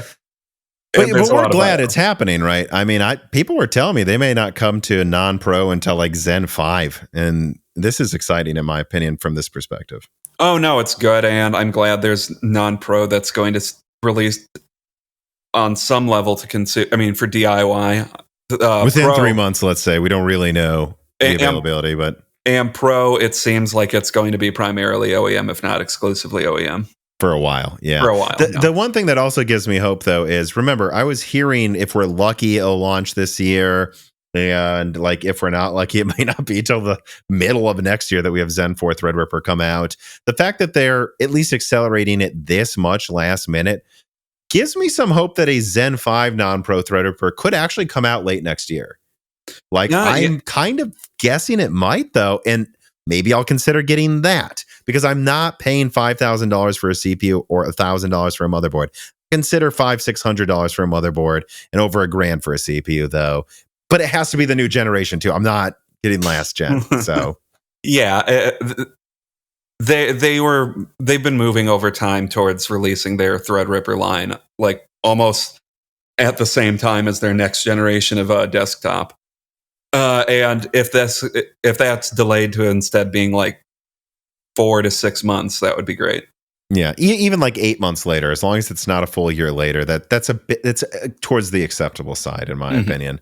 However, PC Dog writes in and he says, is AMD planning on releasing Zen 5 X3D close to the release of standard Zen 5? Or is AMD looking to release Zen 5 X3D closer to 15th gen to better compete with that gen in gaming?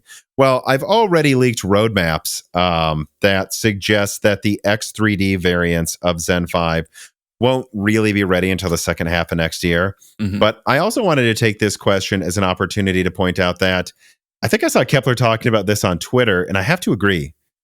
If AMD is going to charge $1,500 for a Zen 4 24-core now, I find it highly unlikely they're launching a 24-core to desktop early next year. Yeah, that makes Unfortunately, sense. right? It's not a zero chance. And again, if AMD wanted to, they could launch a 24-core, 8 cores X3D, 16 cores Zen 4C. I'm told right now to AM5, but they're choosing not to. I'm going to guess, PC Dog, that they're just going to do the standard 16-core at the beginning of the year, which, to be fair, is what my roadmaps say. So, I've been hoping for more, but it has only ever been hope, people. And then they think that's going to be probably like, well, it depends, right? I think in AVX workloads, it could be wildly better than the previous gen, but let's say 20% better or something, than the previous gen, which means 20% better than what Intel has at half the power at a lower cost. I think they think that's more than enough to conquer desktop early next year. And then I think they're going to reserve the right to do whatever the hell they want late next year. And I think this would kind of work. They launch 24 cores for $1,500 now. 3 months go by. They launch a 16 core Zen 5. These aren't quite cannibalizing each other. Then 10 months go by. Maybe they'll even call it the 9000 series, by the way. And when Arrow Lake launches, maybe that's when they launch a 32-core Zen 5 Threadripper and a 24-core X3D Zen 5 AM5. I'm starting to assume that's what they're going to do, actually. That's what I'm leaning towards them doing, because it just doesn't seem like, with how bad... I mean, look, AMD's looking at these Raptor Lake refresh reviews and they're going, we don't need more than 16 cores, for sure. Don't you think? Yeah.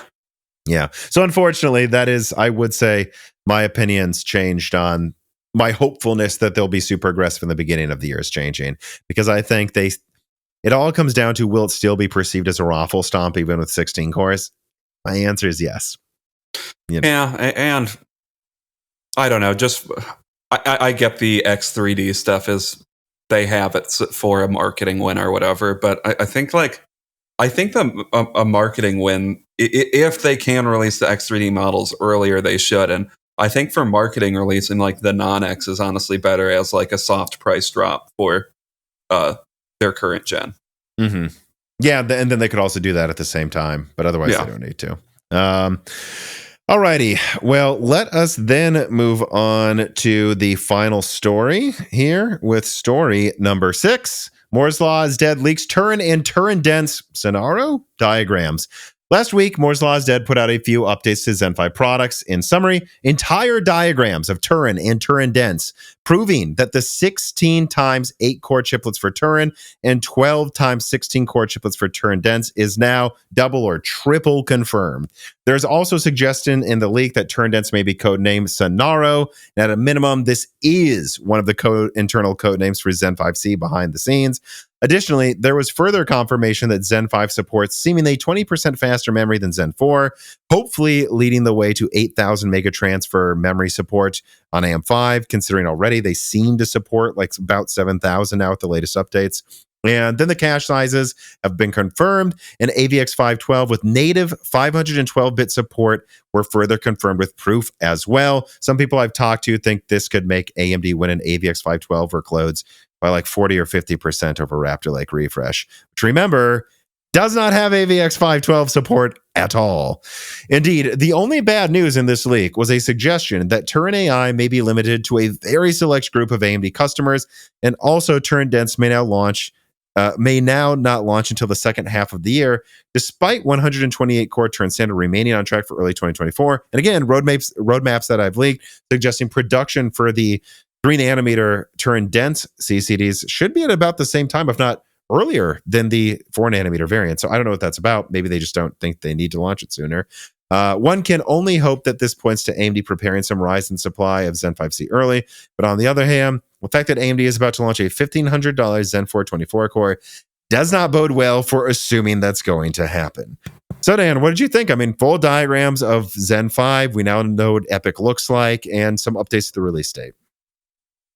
Well, I mean, I certainly don't think AMD needs to get aggressive with any of their pricing at this point. Like,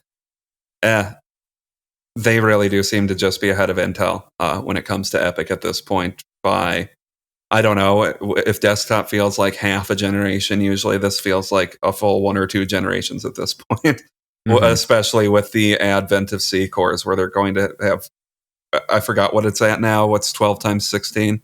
192. Yeah, 192 cores. I just don't know how Intel catches up to them.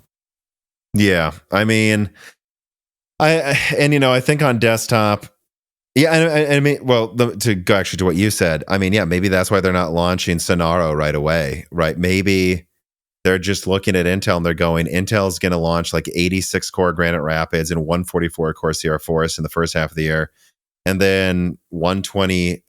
If we're lucky, 128 core Granite Rapids and 288 core Sierra Forest near the end of the year.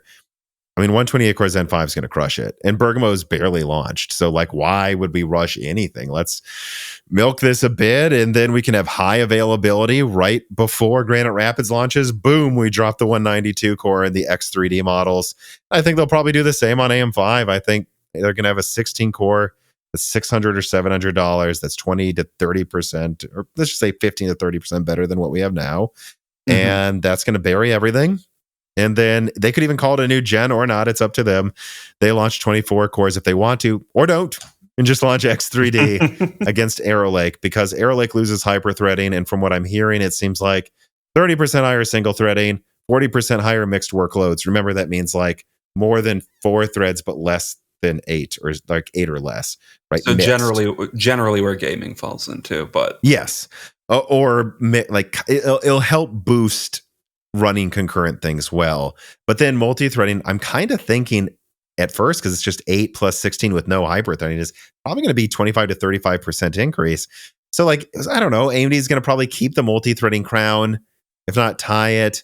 Intel's might win single threading by 10%. AMD can just launch the X3D 24 core next to Arrow Lake and it's over. And I think that'll do fine against the 8 plus 32 core. And then Zen 6, I don't know. It's not looking good. No. But I don't think you have anything else to add to that, do you? No. All right. I do not. Let us then get to the final wrap up. So these are, of course, the stories that we thought deserved talking about, but don't deserve their own 5 to 20 minute conversation. Valve adds official undervolting support with controls for it to the Steam Deck. I thought that was very exciting and something that I just wish more laptop makers would do. Like, they're so locked down now, man. Even like some of those laptops I had, undervolting like my i7 could gain 20-30% more performance. Yeah, I mean, I think Steam is generally a pretty good company, so they tend to make a lot of the decisions I would make, and I don't think of the Steam Deck. I'm the right person for the Steam Deck, but undervolting controls is nice, and it's honestly ideal for like these handhelds where you presumably want to get a little bit more battery life out of them because some of them aren't, or just more performance because they're constrained. So yeah, less power is more performance. No, yeah, that's true. Then there's also the Meteor Lake handheld that was demoed. I don't have a whole lot to say. It's at 3 gigahertz clock speeds, which I don't know. Like right now, they go up to like 2 something gigahertz, I think. So it's like, yeah, it's Alchemist Plus. It boosts higher, has more performance, seems to be running God of War well. Don't have much to say. I'll be interested to see how Meteor Lake does in handhelds. Hopefully the drivers work. This one was actually an interesting one. Alan Wake 2 does not support RDNA 1 or earlier or NVIDIA Pascal or earlier. Yep. I think that's just like, buy newer gen stuff usually, or stuff from like the past 2 generations, because eventually they are going to lose support for certain games. And I really do feel like this year has been a reckoning for performance, where people are I feel like devs are finally like, this is how much it takes to run our games. Mm-hmm. Although it's not because of ray tracing either. It's because of mesh shaders, by the way, which is interesting. Yeah, and this came out because one of the developers for Alan Wake tweeted about it. And now you can't find the tweet anymore because she deleted it because everybody was sending her hate messages. Yeah, it seems like kind of a bold move, Cotton, on this one. But at the same time, it's like when it came out, me and you talked about this last night. When the 5700 XT came out, I didn't really buy into the argument that you get Turing to future proof, because I'm like, well, by the time any game comes out where that matters, you'll be able to buy it back cheaper or buy something else cheaper. Like that's nonsense. And that's true to this day. Like right now, if you bought a 5700 XT instead of frankly, if you paid like 400, or I think it got down to like 350 less than a year after it came out, like you got basically 2080 performance for 4 years. And now, I don't know, sell it for 150 and pay $300 for a 6700 XT that's better. Like it was good you didn't buy the Super Series or the RTX 2000 series. It gave you nothing really over it until now. Having said that, I will say that like a year ago, I saw some curious recommendations where people were like, well, remember the 6600 XT is selling for $350 right now, but you can get a 5700 XT for $300. And I'm like, yeah, but it uses less energy and is like 5% stronger for 10-15% more while having a bunch of new features. Hey, that's, you don't buy last gen, or like when the new gen's coming out, you buy.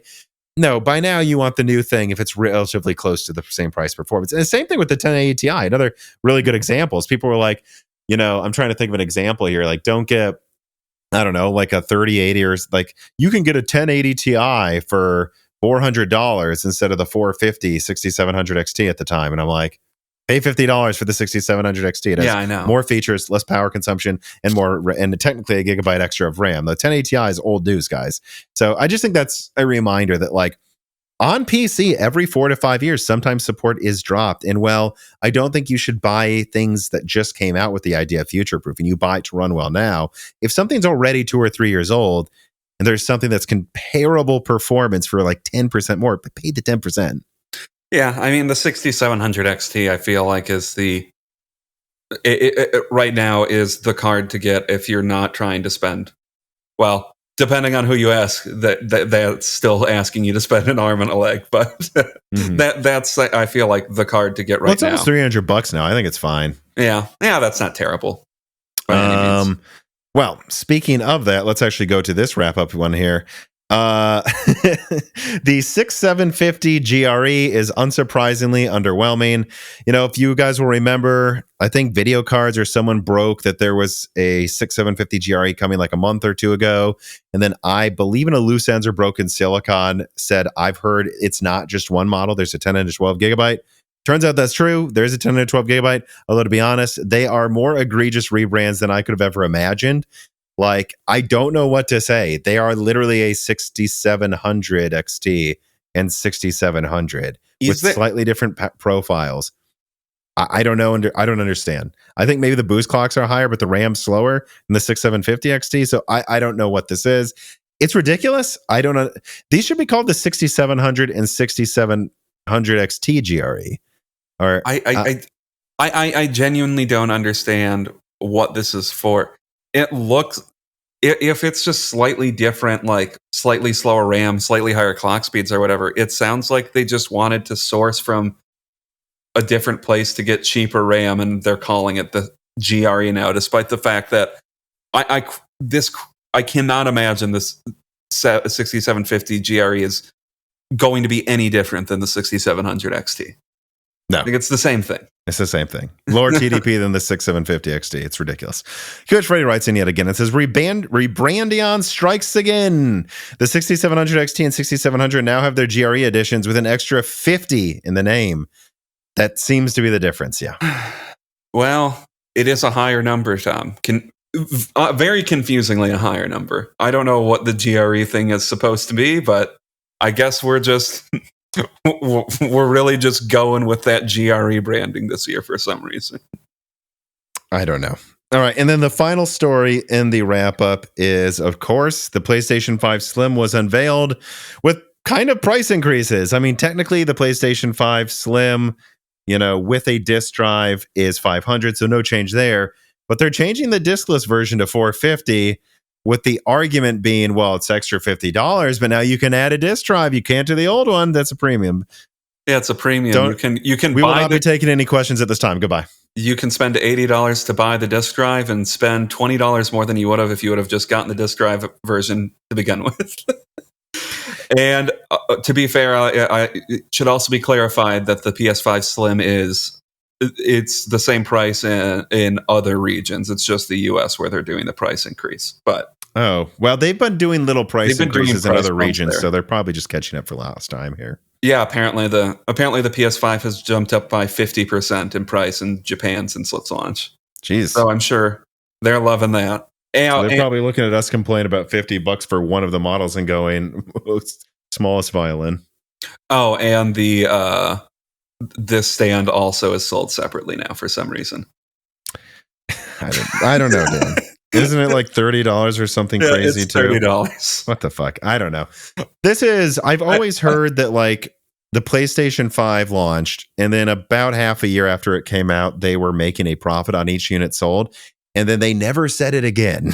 I'm pretty sure due to inflation and shipping issues, which prices have come down, but shipping is still higher than when it was in early 2020. So I would imagine this is them trying to make it get back to profitability per unit sold on average. Mm-hmm. And they just haven't been there yet. And they were always going to do this somehow. I would also suggest that this means that the Pro, if it does come out next year, will be $600. Yeah, probably. I will say though, Tom, if you're getting the PS5 Slim Edition, my advice would be, if you're going to stand it vertically, just see if it works without the stand. Yeah, I mean, it works. I don't know, unless they like added a like bump to the bottom of it or something so you can't stand it up. But just stand it up. I guess that is kind of shitty though, because it's like, I guess we'll have to see. This is more flat and thinner. And I was listening to Sacred Symbols. Carl Moriarty says it's actually smaller than you'd think if you see it in person. Like, it does look noticeably smaller, even though it doesn't sound like it is on paper compared to usual. But I'd wonder if like some of these changes means if you put it on its side, it doesn't like rock around, because the existing one does. You kind of need that stand. Yeah, and this one true. You don't. Maybe, I don't know. I'd have to see, because if it annoyingly rocks back and forth on its side, it's really shitty. They don't have a stand. I'm just going to say it. Well, no, on its side, it comes. If you click on it, it comes with a little kickstand, Tom. Oh, okay. Well, then you don't need the stand. I don't know. unless you want to stand it up vertically, and they've for some reason made it difficult to stand it up vertically. I doubt it. I don't even think when I stand the PS5 up vertically now that I use the stand. I only use it for the side. You don't really need it when it's vertical. So I presumably you can just keep doing that and not waste $30. Yeah, the only other reading I take from this is Sony's seen the plan from Microsoft to remove the disk drive and keep it $500 and going, heard you loud and clear. Sounds like no competition. This is not a Sony that feels threatened. That's what this is. It is not. Well, that's all of the stories. That's all of the reader mails. That's all everything that we had to talk about, Dan, unless you have anything else you want to bring up. No, I don't think so. Well, I knew you would say that, but I always ask to be polite, so good. Wow. Shut the fuck up. How about that? Fine. But anyways, that is going to do it for this episode, fake fighting aside. I hope you guys all enjoyed it. If you did, let me do a quick plug here. I mean, there's been a ton of pent-up content that's come out over the next week. I do think a lot of it's flown under the radar. You know, was on vacation, a die shrink about Brian. No, what was it about? Not about who are the three people? Jim Ryan, Ryan Shrout, and Scott Herkelman. Yeah. So we had a whole die shrink. It's like a bonus Broken Silicon going through those stories because we didn't want to have to cover it in a Broken Silicon. We thought it really wouldn't be that clickable, but I think that's one of our best die shrinks. Then I also did an interview with someone who's working with a team to bring PSVR 2 support to PC. Again, die shrink, you get access to it for $2 a month. There's also been an excellent interview with Hogue, a lawyer, about the Microsoft Activision stuff. I already brought it up a few times. And a new loose ends that also leaks a bunch of details as well. It's just, that's where most of my Threadripper thoughts really are. Tons of that content out there. Do not miss it. And otherwise, like the video or podcast, give us a review on Apple Podcasts, your podcast app of choice. Tell your friends about us. Play it on repeat 1,000 times every day. And, thanks for watching and listening, everybody. Goodbye. This podcast was brought to you by the YouTube channel and website Moore's Law is Dead. Moore's Law is Dead and Broken Silicon are trademarks of their creator, Tom. That guy is me, and I am indeed the creator, editor, writer, and showrunner of Moore's Law is Dead podcasts, videos, articles, and other media. However, it's not just me. Moore's Law is Dead is a team, with Broken Silicon co-hosted by my brother Dan, audio editing by Gerard Cortez, renders being done by the industrial designer Jean-Philippe Clermont, and special assistance is also provided by Carbon Cry and Carrie No Sugata as well. Find all of our information at www.mooreslawsdead.com on the About/Support page. In the event you do want to hire me for consulting work, hire Gerard for audio work, hire Jean-Philippe for industrial design work, or you're interested in working with Carbon Cry or Carrie No Sugata as well. You can also find our long-term sponsors on that page if you want to show them some love for putting food on our tables. Or you can also mail us some love. You can send letters or hardware donations to the following address: Moore's Law is Dead, P.O. Box 60632 in Nashville, Tennessee, zip code 37206. Although, to be honest, the best way to show Moore's Law is Dead some love is to support us on Patreon. Patrons are what makes Moore's Law is Dead content truly possible. Every month, and really every day, depending on who you're talking about, me, Gerard, Dan, and Jean-Philippe are working tirelessly to provide a steady stream of content that we could not keep doing unless we knew the work was possible without being reliant on sponsors dictating every little thing we put out. Don't get us wrong. We love our sponsors, but we love directly working for you, our fans, much more. If you have any extra money, even a couple free dollars a month, consider supporting us directly on Patreon. Those couple of monthly dollars will get you access to the exclusive podcast Die Shrink, voting on subjects of future podcast episodes, the ability to ask guest questions, and of course, access to the Moore's Law is Dead Discord full of like-minded people who I am sure would love to meet you. I am one of them. Additionally, higher tiers get access to early, ad-free episodes of Broken Silicon,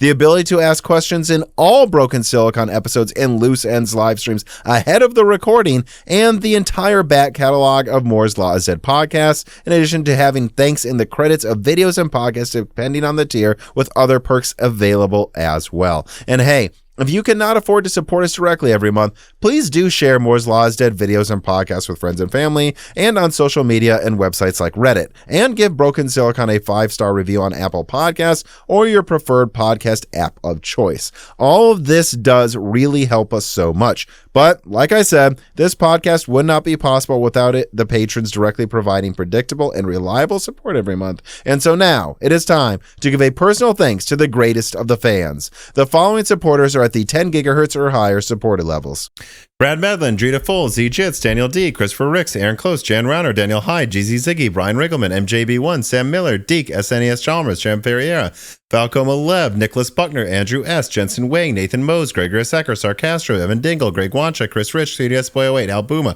Artforum.com, Compressed Earthblocks, Shredberg, Dr. Foreman, Benjamin Cannon, Jonathan, Blank, Franco Frederic, Jake Dude 23, Jake Martin, Holden Mobley, Zlicky, Christopher A. Butler, Sammy Malas, Stefan Hart, Meat and Pork, Tim Robb, Jordan Simkovic, Ian Clifford, Travis Gooden, Julian Leak, The Boss Haas, Nanian, Deepest Learners, Stefan Mads, Zuzu Taylor, Stephen Coates, Michael McGee, Greg, Patrick Groh, Amiable Chief, Tommy, Mark Mitchell, Roger Davies, I Should, Mark Rademaker, Cameron, James Anderson, Cole Addict, Johnson N, Cameron, Wesley Sager, Henry Sheng, Shell Pell, D31337 Antics, Chrysantine, The Eternal Dreamers, Neath, Rezink, Hexapuma, Reginate Ari, Teak Autumn, Jackson Miller, JSMMH, Colin Dards, Game and Since Reagan, Jeff Seller, Loophole 35, Winstar, James I Raider, Corey Leonard, Little Germany, Shay, Pulse Media, Dave Schultz, Melodic Warrior, Mac Daffy, RNDR, Stephen Dick, Chuck Glidden, Brett Jones, Austin Haggerty, Justin Bustle, i9-14900K, Joe Foot, Toka, Hardland, Slush Boss C2, Jamie Whitworth, Jansen, Angima, Joseph Kelly, David Sebastian, Samuel Park, Earth Taurus, Keith Moore, Himsagun,